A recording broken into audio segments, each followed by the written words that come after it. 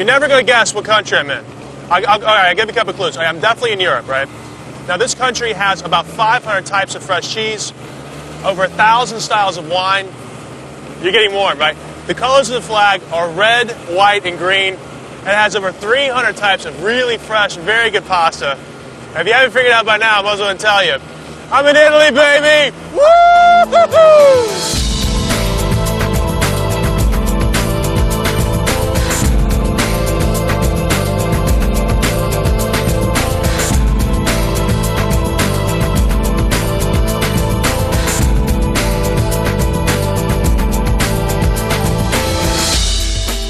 Italy is a country of 20 very different regions. Each has its own foods and its own wines.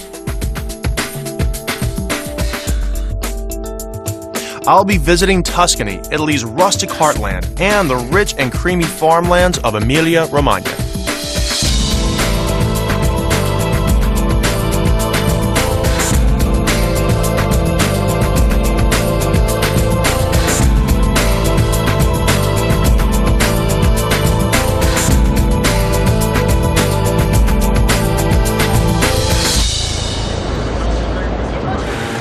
Starting off my gastronomic adventure here in Florence, Tuscany.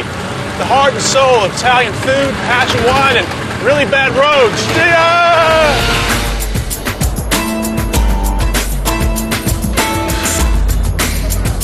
The grand architecture of Florence is in contrast to its simple culinary tradition. Cooking here is rooted in the land and has earned Tuscans the nickname mangiafagioli, or bean eaters, thanks to their love of this humble vegetable. Florentine food reflects Tuscany's peasant-based culture. Here, bread is the staple, not pasta. I reckon the best way to enjoy Italian bread is like this, with tomatoes, olive oil, and fresh mozzarella cheese. I guess it's Italy's answer to fast food, and it's known throughout the world as pizza. Ladies, pizza.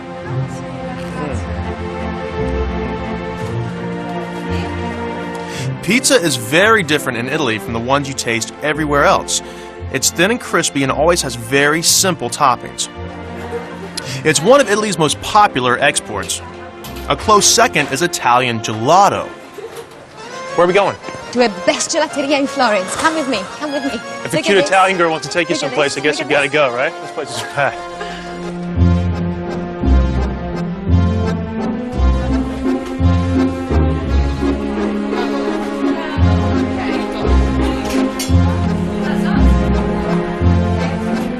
Italian gelato is the smoothest ice cream in the world. It's made with milk, not cream, so it's lower in fat than its American-style cousin. Gelateria owner Piero Vivoli inherited the secret of how to make good ice cream from his father, and he sees gelato making as an art. What are you going to have? I think I'm going to have chocolate and marroni. Marroni, cioè, Yeah. I'm going to have the persimmon, Diospiro, which is basically persimmon. Diospiro, I can't get that one right. With pear and caramel. With pear and caramel, yeah, you have that.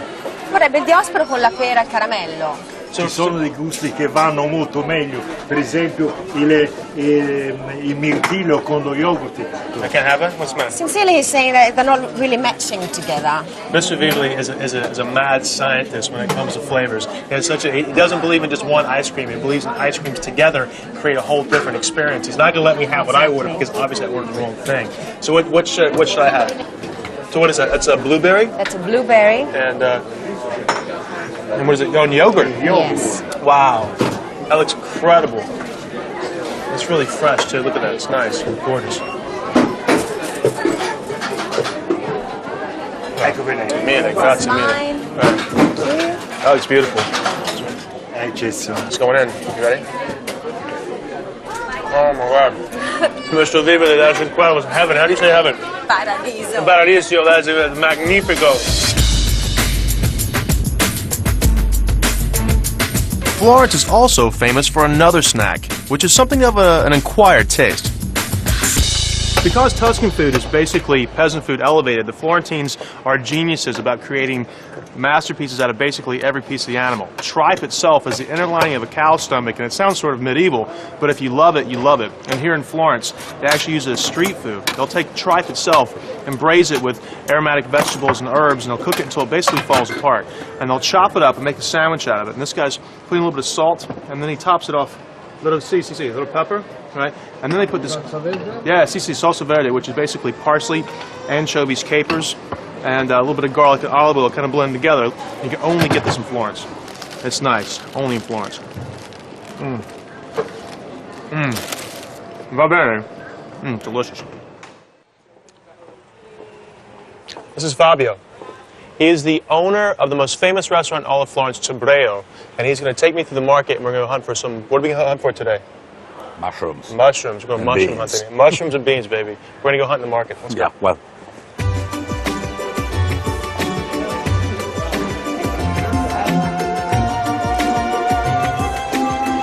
Fabio only decides what his menu of the day will be after he has checked out the best ingredients at the market across the street. As a result, his restaurant has some of the freshest food around and has become something of a Florentine institution. Ah, look at this. Zucchini flowers. Amazing, huh? Ah, you stuff these, right? Yeah, different. They're great. The meat, the barbs, and cheese. Today, he is looking for one of Italy's most prized culinary treasures, the porcini mushroom. This is your porcini spot? Yes, it's incredible. Look at that. It's amazing. Wow. What's the season for porcinis? June, July, August sometimes, September, October. But this time, this year is perfect. In November, huh? It's been a good porcini year, huh? And this. What is this called? It's a nipitella. Nipitella? It's necessary for porcini. I've never seen this before. Huh? Wow. Cecchina di piglio tutti questi, eh? Amazing. Let's go. Vai. Do you get this on credit? You don't have to pay for this? Porcini al cartoccio. Al cartoccio. What Fabio's telling me is that he's making baked porcini mushrooms and beans. Look at the olive oil. It's incredible. Yeah. It's so green. He's a young. Right, right. He's born 5 days ago. This is pressed 5 days ago? Yes. My God, that's like, you smell like the Tuscan countryside. That's really beautiful. And for start with the beans, huh? Okay, so what are we going to I put inside the little parts of tomato. Okay. And the rosemary. The rosemary. And sage. Okay, so it's like in this delicious ball of olive oil here. And a couple pieces of garlic. Yes. Right? Get a couple of shakes in. And water. And a little bit of water. That's it. Very simple. Cover them up. And how long do they take? 2 hours. 2 hours. 2 hours. Okay, yes. so that's definitely the first thing you want to do is get the beans on. Okay, so what do we do with the porcini? Fabio then removes the caps from the porcini stems. Yeah. If you want to substitute like another mushroom for this, no, only porcini. Only porcini. Please. Don't even think about it, please. For Fabio's sake, don't even think about it. Huh? He then lightly brushes them with water to get rid of any excess dirt. You don't want to dunk it in water, right? No, because a mushroom is basically a sponge, yes. right? So if you stick it in the water, it's going to soak up a lot of water, and it's going to dilute the natural flavor. So you just want to sort of brush it off, get sort of the excess dirt off. So what are you going to do with the garlic? He's chopping the garlic up in small pieces. I prefer 4 pieces. If you want 2, no problem. Huh? Okay. I love garlic. I love garlic too. Yeah. So so you're just going to stick the garlic into inside, press it into the porcini cap. Okay. Yeah. 1, 2. Yes, and now nipitella. And the nipitella. So let's talk about this herb for a second. Now this is now nipitella. It's only in Tuscany, right? Yes, I think so. Now this is I've really never had this before. It looks like fresh oregano if you want to hold up a fresh leaf of it, but it's not. No. Sort of like a mix between fresh spearmint, right, and oregano. If you had a little bit of fresh oregano and a little bit of fresh mint, chopped it up equal parts and put it on top, it'd be the together, same. Together, not separate. Together. Then plenty of salt, pepper, and olive oil is added. For me, this dish right here epitomizes Tuscan cuisine because it's all about the most impeccable ingredients you can ever find. Right? Yes. Porcini mushrooms, nipitella, really 5-day-old olive oil, and garlic, right? And a dish with very little manipulation. It's all about the natural ingredients. It's gorgeous. The mushrooms are then cooked bain-marie, which means baking them in a shallow bath of water for 20 minutes at 325 degrees Fahrenheit. The wine is good, eh? Delicious. Hello. Okay, all right, so porcini mushrooms are done? Yeah. Hot, right? Attention. Attention. Hello. Up. These are my mushrooms. Okay. Look at that. It's amazing. Wow. It's good. Yeah, beautiful. Look at this. Absolutely gorgeous. Look at that. Open these up. It's stunning. Very simplistic, very nice, very natural. Gorgeous. The fingers is necessary, yeah? Yeah, yeah, For, absolutely. for the yeah, touch. Huh? yeah. God's tools right here. The beans. Yeah.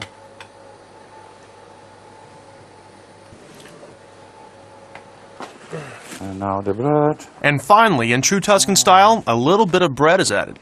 Is for me or for you, these mushrooms? A little sage for garnish. I love it. Yeah. I always do the same thing when I garnish my plates. I always use the ingredients that I cooked with.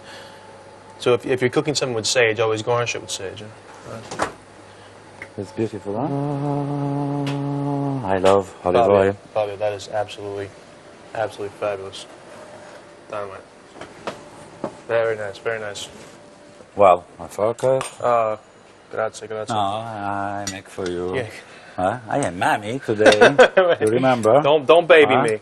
Yes, and piece of bread. Oh, grazie. It's good. It's good. That is spectacular. Yeah, right, with a fork on my eye. That is spectacular. I'm picking up train tickets here in Florence to head to a small village in the Tuscan countryside called Maradi. I'm taking this really old steam engine, and every year tens of thousands of Italians head to the hills to celebrate one thing: chestnuts.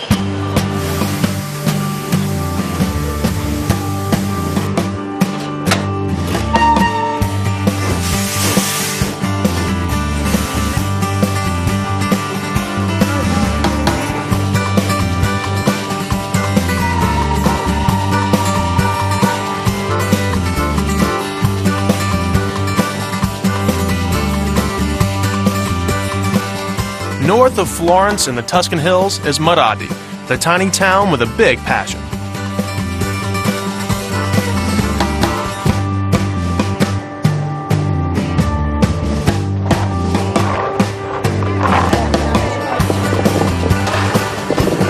Sweet chestnuts are a basic foodstuff in the mountain regions of Tuscany. And throughout history, they've often saved the local population from hunger, even starvation. But today, they're more of an after-dinner treat. If you're just as crazy about chestnuts as I am, then the festival here in Maradi, without a doubt, is the best chestnut festival in all of Italy. It happens every Sunday in October, and what they do here with chestnuts is unbelievable. There's chestnut jam and chestnut honey and chestnut pastries and even chestnut bread. And then there's also the old reliable, which is just simply roasted chestnuts. They take the chestnuts, they put them over an open flame, and they roast them until the skins start to char and the meat is really soft. And it kind of smells like peanut butter. It also kind of reminds me of a Bing Crosby song. Va bene. A popular meat to eat with chestnuts is porchetta, which is basically roasted pork with herbs. Oh, porchetta. Porchetta. Bene, bene. Oh. On a porchetta, my favorite part is the skin. It's very crunchy. Well, I made it out of the Chestnut Festival alive, but the Chestnut Festival still continues here in the beautiful home of Emilia Vanne. And what we're going to make today is a chestnut polenta made out of chestnut flour. And we're going to serve it with pancetta, beautiful pancetta, which she has made here on her farm. And also some really, really fresh ricotta cheese that she's made also. And some chestnut flour. And this is what we're going to make. Polenta is a cornmeal porridge, which is a staple of northern Italy.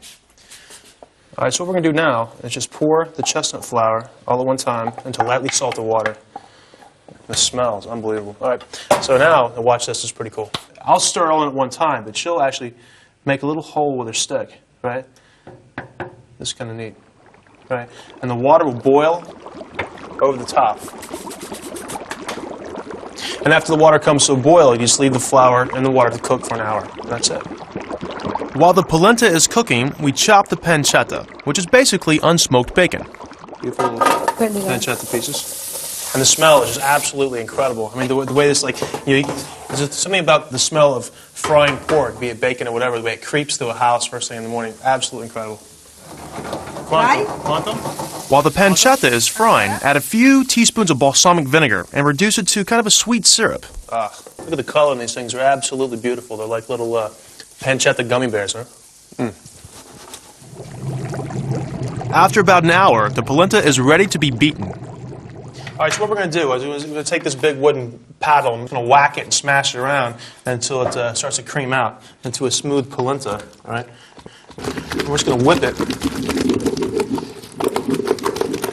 I just want to cream this out in the pot. I don't know who's got bigger muscles, me or Amelia. She's like, Match. yeah, exactly. All right, so I'm going to whip this out. This is nice and creamy. So it goes onto the board now, right? All right. Almost smells like chocolate, you know? Entriamo in azione con l'acqua fredda? Amelia now shapes the polenta with cold water. Oh, it looks beautiful. How long do you let this sit for? Mezz'ora, un'ora? Mezz'ora. Mezz'ora, a half an hour. You let this sit for about half an hour and it'll start to harden up. But it'll still have that creamy taste to it. Beautiful. Amelia, the polenta is cooled down and it's set up. It's really firm now. Esatto. All right, so show us how you would plate one here at your restaurant. Tagliamo? Right in the middle. All right, just give us one big, beautiful slice. Now that is absolutely gorgeous. Look at that. Chestnut polenta, it's pure Tuscany. Bravissima, bravissima. There you go. That's absolutely stunning. All right, so we're going to put our first slice down the plate like that. That looks absolutely beautiful. You can smell like the smoky, sweet chestnuts. It's really nice. All right, and then what's next? The pancetta? Okay. All right, so we're going to put our beautiful little gummy bears, right? Caramelized with balsamic vinegar. Those are absolutely stunning. All right, so with little crunchy bits, with some salty flavor to them. Okay, and then Ricotta. ricotta. Okay, these are really cool. All right, a little tap like that, and you have this beautiful little cheese. All right, and that's going to go right there in the corner. Erbette. And fresh herbs. Finocchio. Finocchio fennel. Sì. All right. Finocchio. Pimpinella. Okay, pimpinella. Oh, that's beautiful. Pimpinella. Fresh pimpinella. Just a really fresh flavor to it. And then a little bit of olive oil. Okay. Beautiful. Beautiful. Green olive oil. Stop. E pepe. And then a little bit of fresh pepper. Pepe dappertutto. Beautiful. Sì. Beautiful. Beautiful. Taylor, buon appetito. Amelia, grazie. Now this is absolutely beautiful. So we got a little bit of chestnut polenta, all right, a little bit of ricotta cheese. You have to eat it all at one time so everything sort of complements each other. It's like a big marriage of flavors. That is phenomenal. Wow. Oh, you are a beautiful lady, huh? That is such a beautiful lady.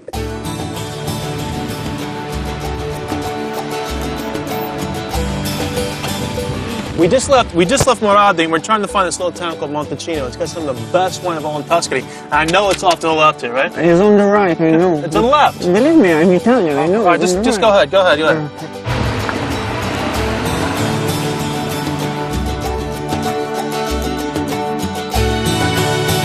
The 3-hour drive through Tuscany will eventually take us to the town of Montalcino. The area around Montalcino produces one of the world's most sought-after red wines, Brunello. This is thanks to the region's unique climate of long hot summers and mild winters, which creates the perfect soil for harvesting grapes.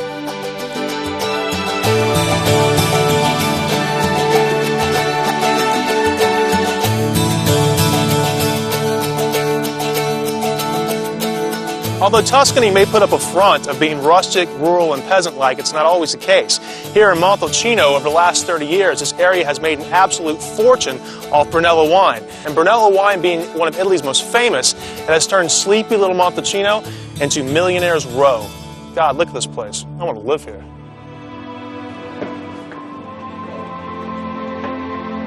Today, the tiny hill town of Montalcino is teeming with cafes and bars, all offering Brunello wines from the different estates in the area.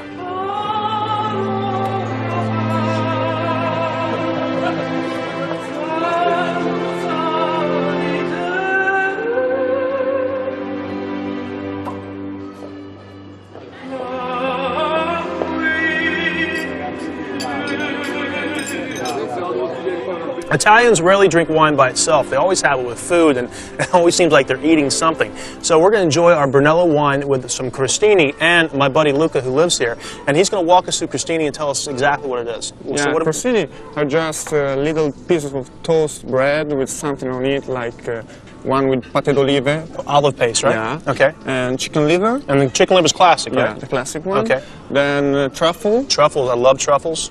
and mushrooms. Wild mushrooms, great. And the one with the tomato. You can put on it what you want. And what time of the day would you normally have something like this? At 5 p.m. about. So like maybe before meals, or like Yeah. an appetizer or an hors Yeah, d'oeuvre, sure. something for a dinner party. Well, this looks fabulous. I mean, we got all these great little crostinis and a nice big glass of Bordeaux wine, and we're gonna try some of this stuff. Unlike Italy's most popular wine, Chianti, which is made out of a blend of different grapes, Brunello is created from only one. Brunello wine was created in the late 1880s by a very young, forward-thinking winemaker named Ferruccio Biondisante. At the time, Tuscan winemaking was just sort of a crude blend of grapes made to be drunk young. Ferruccio wanted to create a wine for the ages, a wine you could actually store in a cellar. So he took one Sangiovanese grape and decided to make a really heady, beautiful red wine out of it. And still today, there are bottles up in the estate here in Biondisante that are over 100 years old. The estate of Biondisante sits just outside Montalcino, and its owners are amongst the wealthiest winemakers in Europe. In fact, some of their vintages are so highly prized that they're seen as collector's items. I'm lucky enough to be here with the grandson of Ferruccio Biondisante, Franco Biondisante, and he still lives on the winery and he still makes some amazing vintages. But now, 100 years later, this man is the caretaker of some of the finest and rarest Brunello wines in the absolute world. And on top of being this amazing cellar with vintages from like 1970, this man is the only man with the key, the absolute key to the most amazing room I've ever seen in my entire life. You want to see some really rare vintages, you should check this room out. Unbelievable.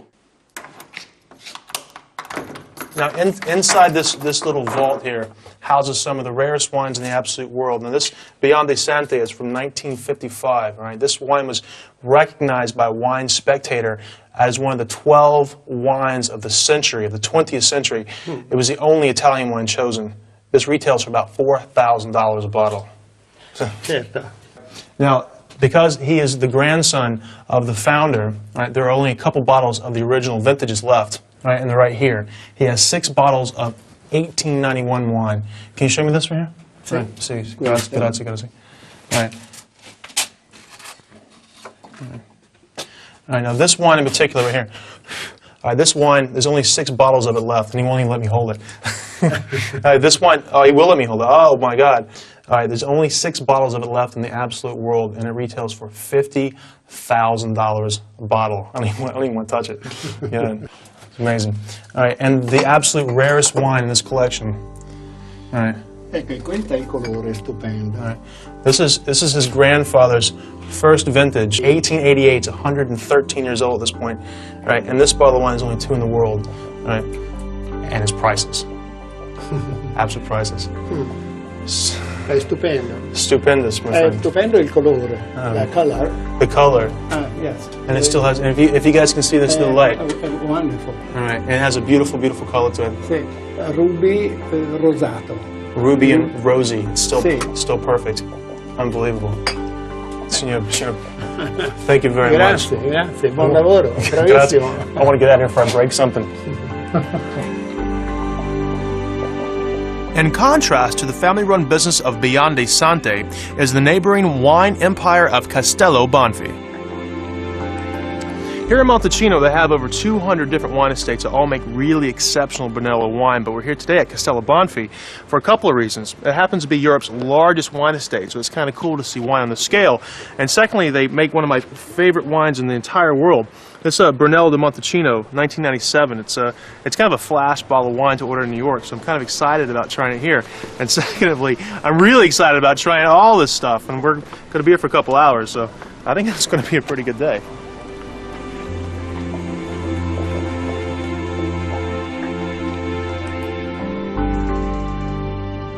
We're here with Enrico Vierco, and he's the general manager of Castello Banfi Winery, and we're going to walk through a couple different Brunello wines, right? So what we have here, what are we going to pour first? The Rosa, right? The first one is Rosso di Montalcino. Now the Rosso di Montalcino. Now the Rosso di Montalcino, right, is a young wine, all right? So it doesn't need a big glass. So this is a really beautiful. It's light. It's got some characteristics of cherry, a little vanilla, and then actually a little bit of violet. Yeah. Okay, now the next one we're going to try, which is my personal favorite, is the Brunello di Montalcino. which it's very robust wine. And notice the difference in the glass itself. Now, with a lot of Italian wines, they'll serve it in a large bowl like this, right, to mix it in with the oxygen. But absolutely fantastic. It's really, really heady. It's almost like drinking a steak. It's really nice. Okay, so that's the second one. Now, the third one itself is a Brunello di Montalcino, but it's a reserve, right? Yes, the name is the Poggio all'Oro. And that's the It's the name of the vineyard. The name of the vineyard itself. Yes, because okay. this is a single vineyard wine. In the last 10 years, we produce only 5 times. So out of 10 years, you'll Yes. only get 5 actual Yes. vintages that can be called reserves. So it's Yes. actually, that's the reason when you go to a wine store, an Italian Brunello di Montalcino reserve is actually quite expensive. It's a pretty... In the States, it's around 150, $200. I'm having a good time today, you know what I'm saying? That's actually... You know, when you go out and you have that last glass of wine. Anyway, I've just traveled an hour south of Montalcino to this great little farmhouse, and it's called Agriturismo, and it's a great alternative to a hotel if you're in Italy. And Italy is littered with these things. They're all over the place. And basically, it's a little farm that lets rooms. And they make olive oil, and they make wine. I don't want any more wine, but a little peace and quiet would be nice, huh? I'm going to bed.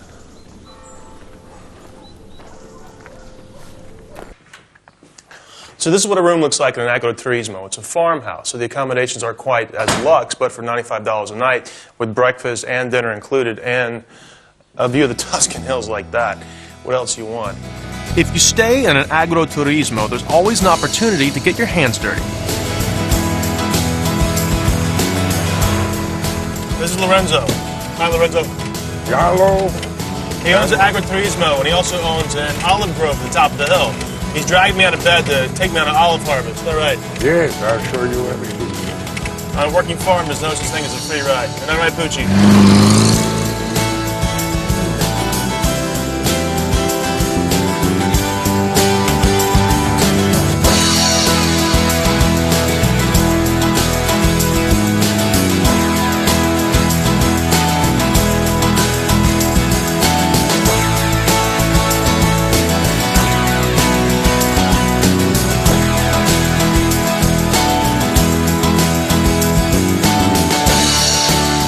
Every October is olive picking season on Lorenzo's farm. A lot of the harvesting is done by hand, but to reach the olives at the top of the trees, Lorenzo uses this machine called Il Picchio.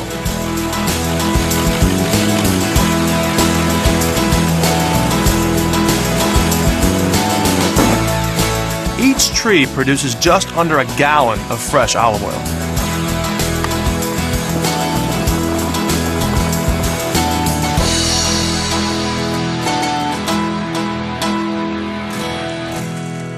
So how long have you had this olive farm? 11 years. 11 years, really? 11 years. That's a lot of olive oil, huh? That's a lot of years, and we're still learning. So it's a lot of work to really get a small amount of oil. A lot of work to get a small amount of good oil. That's what we mustn't forget. Only the best. That's right. Now let me ask you a question, because generally people, I think they have a misconception about olives, right? Because they would think that you would get green olive oil out of a green olive, not a black olive. No, the outside color of the olive depends on the type of tree. Okay. Some turn black and some stays green. So there, I mean, obviously... Don't ask me the reason, because I wouldn't know. You should try one. They are fresh olive. They're good? Yeah, fantastic. Fresh. Yeah, I like. Yeah. If I had one fruit for the rest of my life, it would be an olive. Olive oil. Delicious, huh? Right. No? What are you doing, mate? If you don't cure the olive, they taste horrible. Ah! Ah! I need some water. I told you. I've been sucker punched. Oh my God. Oh. Let's go make some oil. Ugh.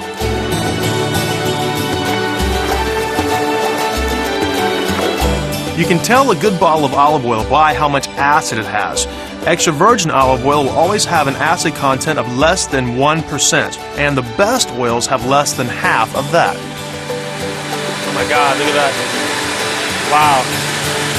Sir?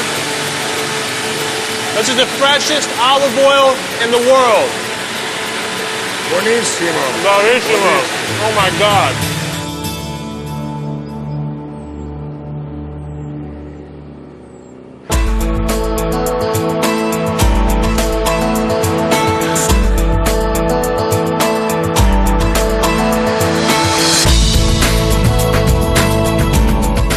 Olive oil may be essential to Italian cuisine, but my next destination of Emilia-Romagna favors butter. Bologna, the region's largest city, is considered by many to be Italy's gastronomic capital. Bologna, delicatessen capital of the world. Prosciutto, capricola, mortadella, salami. One step in the city and you realize why other Italians call it the Fat.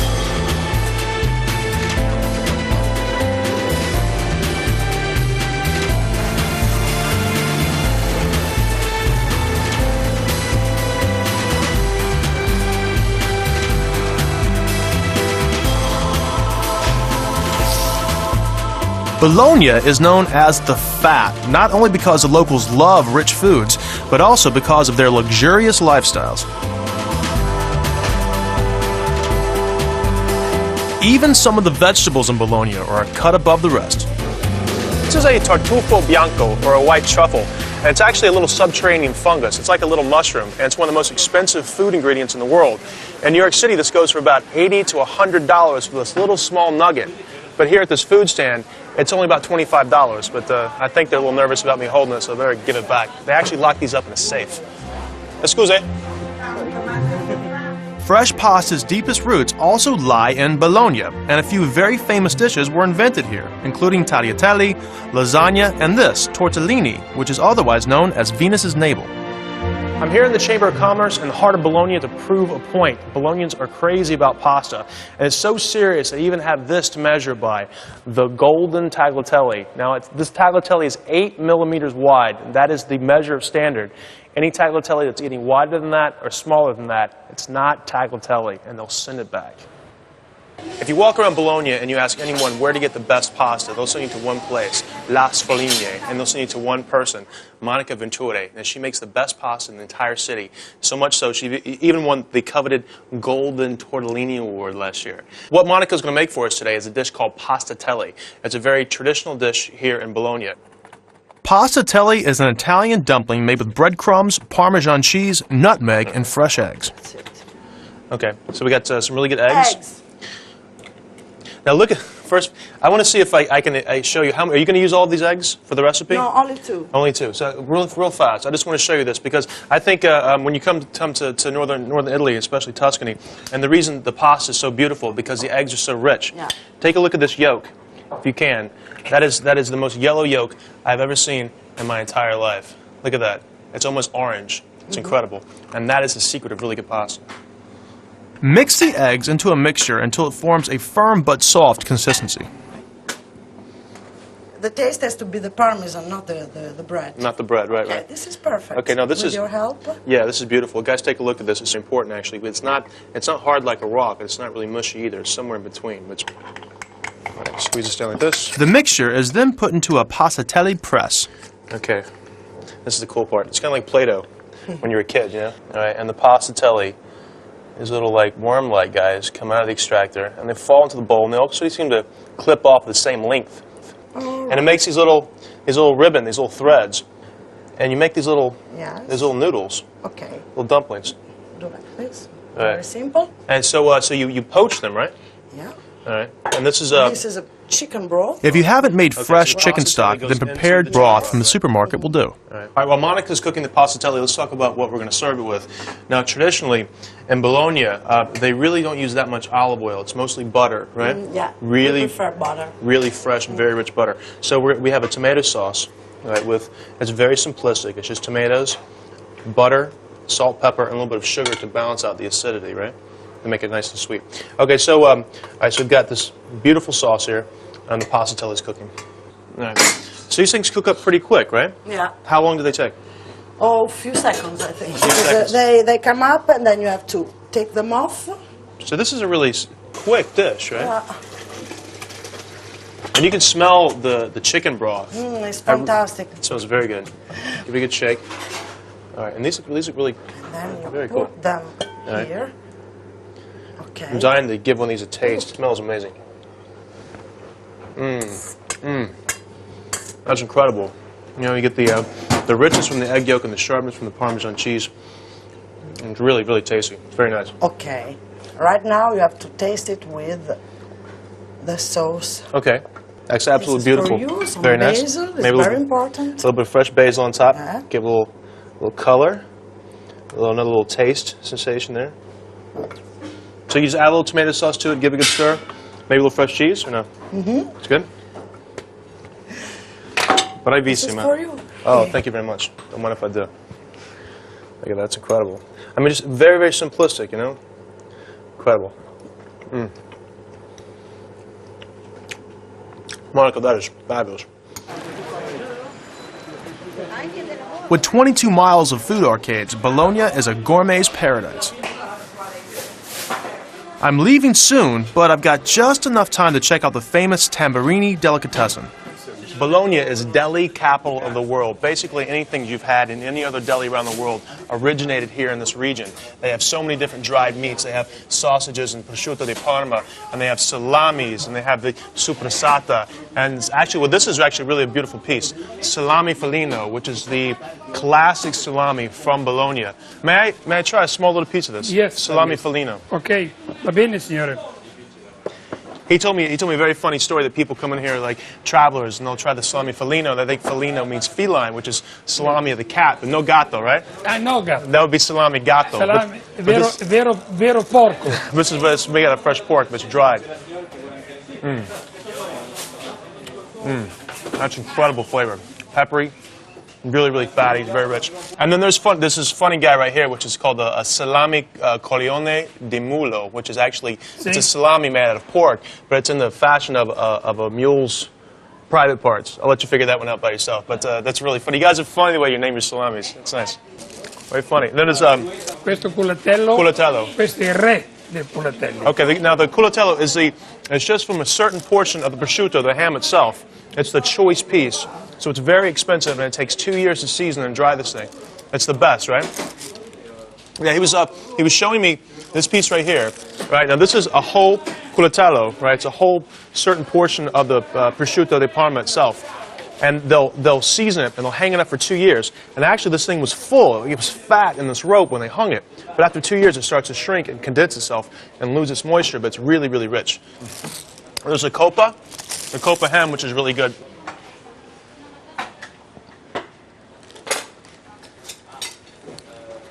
Questa coppa di Parma. Grazie, grazie.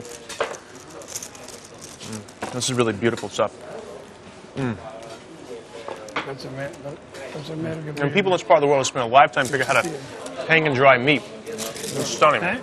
That's phenomenal. And you can't forget the king of cheese from this area, which is Parmigiano Reggiano. I'm driving out of Bologna on my way to Reggio Emilia to find out what this Parmesan cheese thing is all about. The closer you get, you can almost smell it in the air. Here, now, Georgia's going to walk me through the whole process on how to make Parmigiano Reggiano. Of the consortium. This Abbiamo the consortium of Parmigiano Reggiano. The head man right here. Show me how to do this. Parmigiano Reggiano, or as it's more commonly known, Parmesan cheese, has been around for 700 years. Although methods of making it have changed little since then, there is a thoroughly modern addition to this age-old practice, a robot that cleans the cheese. At around $300 a wheel, the cheese is considered valuable enough to store in bank vaults. In fact, in the past, it's had such a high currency that locals have even used it as a deposit on a house.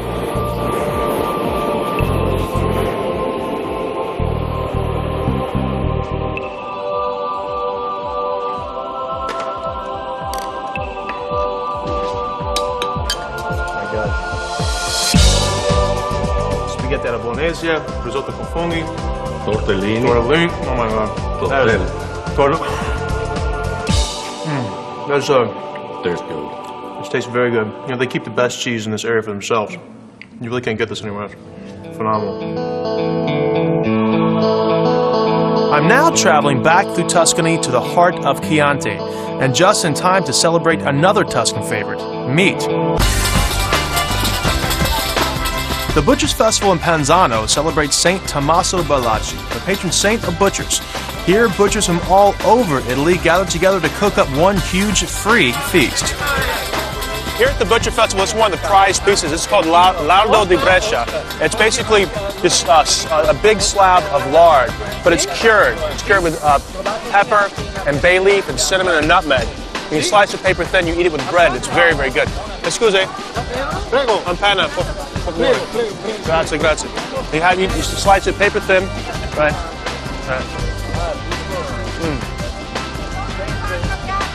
Amazing. Really, really good. Delicious. Let's try here, lingua, which is basically tongue, with a little bit of salsa verde on top. Really nice salsa. Delicious. Check this out. I couldn't miss this stand. This is actually like London broil, and it's grilled, but it's a really, really beautiful part of the cow. What they're doing here is they're grilling it, and they're dipping it in a mixture of extra virgin olive oil, black pepper, salt, and lemon juice. It's really good. It's really, really fresh beef. It's nice. It's like butter. Oh, excuse me. Now, this is actually really, really interesting. This is sort of like a Tuscan head cheese. It's called Biroldo. And basically, it's a bit of tongue, a little bit of brain, a little bit of cingale, which is the jowl. First time ever. Brains, tongue, and jowls all mixed together in a nice little. Kind of tastes like a salami thing, right? Grazie. Right, so, what's in this? Meat, red meat, carne rossa, red meat, right. Carne rossa. Yeah, friendly. Okay. Sale, salt, prezzemolo, parsley, right? Ecco. Right. Oil. Oil, right? What is it? Aromi naturali. Aromi autumnale. What is that? Where is? Romeo. Aromi? Right. When? What is aromi? Aromi, herbs, right? Herbs? Okay. Yeah, okay. All right.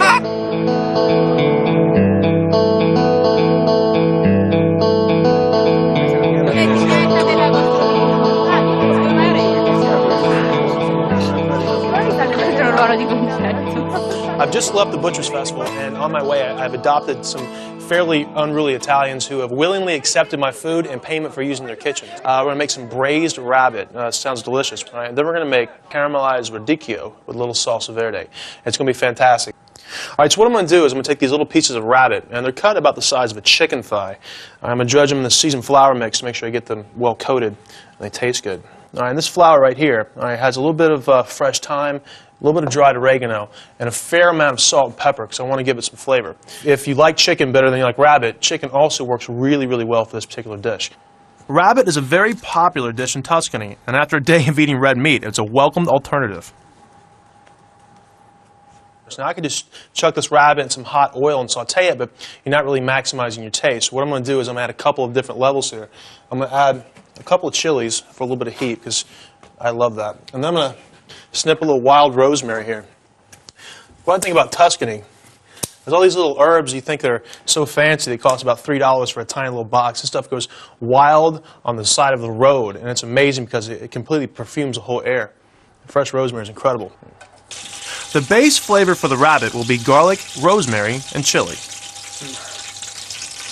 All right, what do I want to do? All right, I'm going to take the majority of this stuff out for the time being because I just want to infuse my flavor with my oil. Okay. All right, now it's time for the rabbit. I could probably get maybe 6 pieces of rabbit in here at a time, so I'll probably do this maybe 3 or 4 times. To turn it golden brown, cook the rabbit for around 7 to 10 minutes on each side. When we've got all the rabbit pieces nice and brown, all right, the next thing I'm going to do is start to pile them up in the same pot. But again, I'm going to start layering my flavors down. All right, just like that. And put my second layer of rabbit right on top of that. So the flavors are sort of sandwiched in between the two. All right, chuck the whole thing like that. I'm going to take a few more whole giant pieces of garlic, just like that. All right, then go right on top. All right, go back to my wild rosemary bush. All right. Clip off a couple pieces here. Strip a few leaves all the way through. All right, so that rosemary flavor really penetrates the rabbit once we start to braise it. Then some black olives. I'm just going to add a nice little salty bite. All right, a nice little bottle of white wine. Thankfully, wine is never hard to come by in Tuscany, so throw a whole bottle in. And then some chicken stock. The rabbit is now ready to braise. Now, what I mean by braise, it's not really a tricky sort of term. It just means to cook in a small amount of liquid in the oven. All right, half an hour. All right, that's going to be spectacular. It smells fantastico.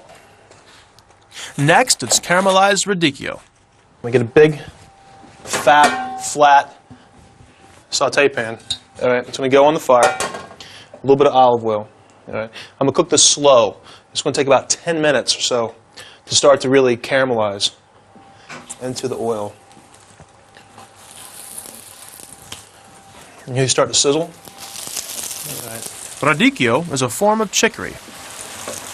All right, while the radicchio is cooking, let's talk about what I'm going to serve this with. Now, throughout Tuscany, they have this little accompaniment, this little condiment. It's called salsa verde. And basically, it's like an American pesto, but the difference here is it's parsley, not basil. All right, and the recipe is really, really simple. It's parsley, caper, anchovy, lemon juice, and a lot of olive oil. And it's very simple. You just chuck everything into a blender, pulse it down a couple times, and you get this beautiful, beautiful thick puree. It's gorgeous. Look at that.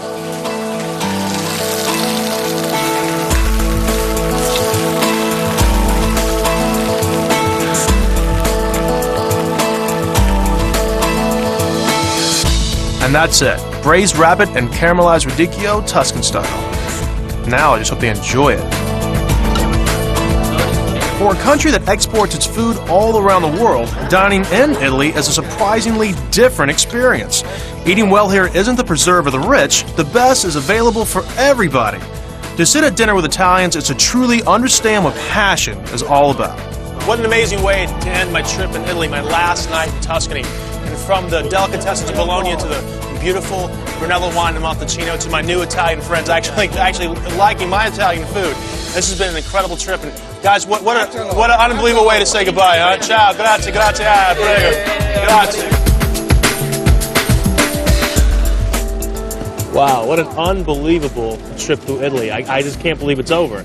I'm sitting here reeling in the whole thing. I mean, a couple things off the top of my head that really stick out. I mean, what about watching olive oil from the tree to the bottle? I mean, it's such a fascinating process. And then Lorenzo sucker punching me with that fresh olive. I'll never do that again.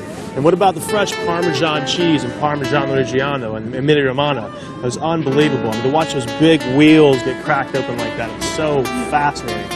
And then we can't forget the Brunello wine, Montalcino, and that $50,000 bottle of wine I held in my hand. God, I thought I was going to break the thing. So I'm just sitting here waiting for my cab. I got a couple minutes to kill, and I'm just going to try to figure out how to get all this wine back to customs. I think I overdid it a little bit.